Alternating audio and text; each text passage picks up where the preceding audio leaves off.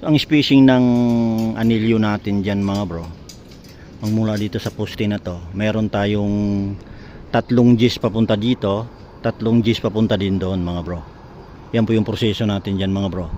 Meron kasing iba nyan 3 Gs tsaka 15, the rest 20-20 na yan mga bro.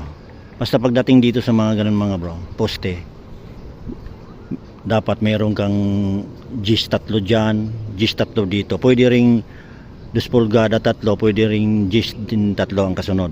Yan po yung tips natin sa mga ating mga client mga bro, para magkaroon din silang idea para sa mga ganitong trabaho mga bro.